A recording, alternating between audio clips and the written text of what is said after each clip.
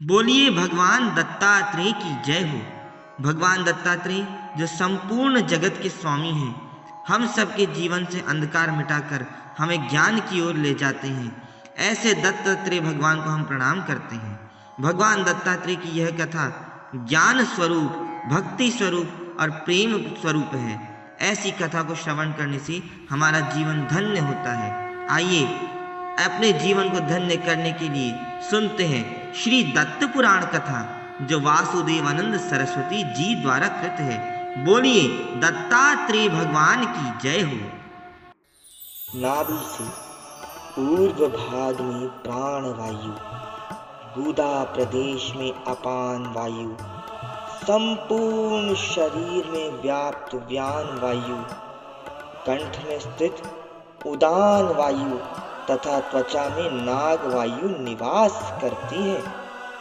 रसना में कूर्म वायु, मांस में कृकल वायु, अस्थियों में देवदत्त वायु, मस्तिष्क में धनंजय वायु, नाभि में त्रिकोण नामक अग्नि प्रदीप्त रहती है, जो शब्द उच्चारण, अन्न पाचन एवं शरीर के ताप को नियंत्रित करती है। यह अमाशय में जठराग्नि कहलाती है, जो अन्न को पचाकर रस के रूप में शरीर के प्रत्येक अंग अंग तक प्रदान करती है। वायु नियंत्रण के कार्य को भी जान लीजिए ऋषिवर।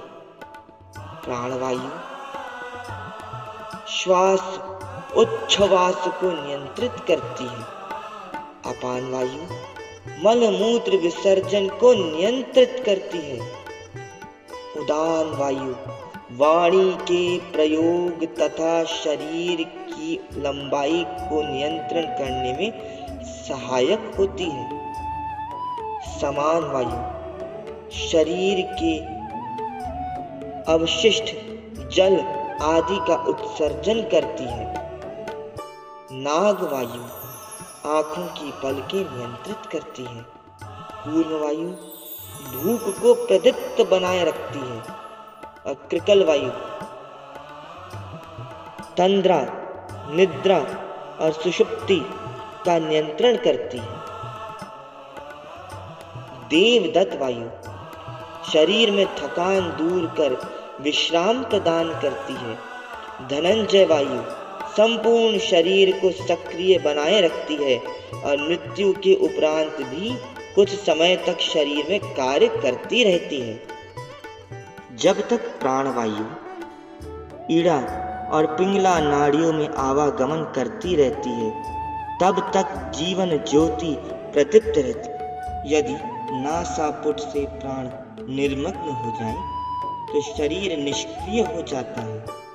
मृत्यु के पूर्व सूक्ष्म शरीर स्थूल शरीर में लय होकर जीवात्मा को कर्म योग अनुसार नया शरीर प्रदान करता है।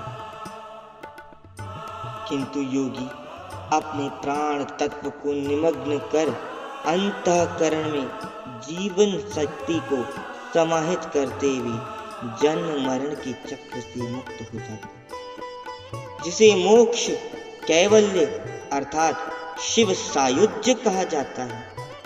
योग साधना के लिए आवश्यक नियम भी जान लीजिए ऋषिवर।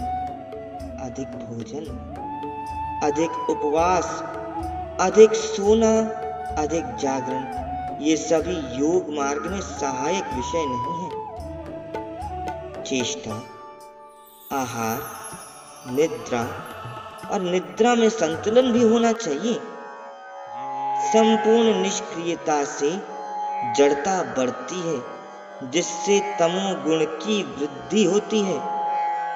भोजन इस प्रकार होना चाहिए कि आधा पेट भोजन से, एक चतुर्थांश जल से, शेष चतुर्थांश खाली रखना चाहिए। योग अभ्यास की विधि हे ऋषिवर आप ये भी जानिए। योगी को निष्कलंक चिंता रहित गुरुजनों की सेवा में सदैव तत्पर, पवित्र स्थान में स्थित एवं मस्तिष्क पर उपद्रव रहित शांत स्थल में योग साधना करनी चाहिए। योग साधना प्रारंभ करने से पूर्व इष्ट देव को नमन अवश्य करें। पूर्व दिशा की ओर मुख करके सुखासन या पद्मासन में, कुशासन, मृगचरण या अन्य शुद्ध आसन पर बैठें। नाड़ी शोधन एवं प्राणायाम की विधि ये भी जानिए ऋषिवर। चंद्र नाड़ी से प्राण वायु को ग्रहण करें और हृदय में 6 मात्राओं तक धारण करें। धीरे धीरे कुंभक प्रक्रिया को 64 मात्राओं तक बढ़ाएं।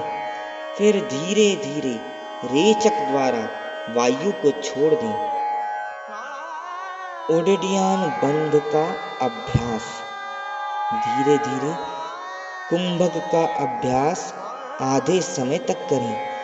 हठ योग में उडड्यान बंध के द्वारा हनु को कंठ में रोकें और पेट को भीतर की ओर खींचें। फिर सूर्य नाड़ी से प्राण वायु को ग्रहण करें और इस प्रक्रिया को निरंतर दोहराएं। प्रतिदिन 3 बार इसका अभ्यास करें। प्रातः, मध्याह्न, संध्या क्रमशः बढ़ाते हुए 80 बार तक इसका अभ्यास करें।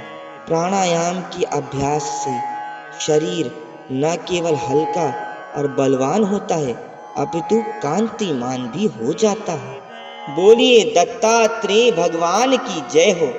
सुनते रहिए श्री दत्त पुराण कथा जो श्री वासुदेवानंद सरस्वती जी द्वारा कृत है।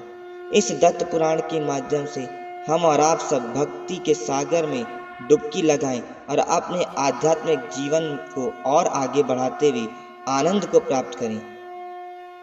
श्री दत्तात्रेय भगवान की जय हो।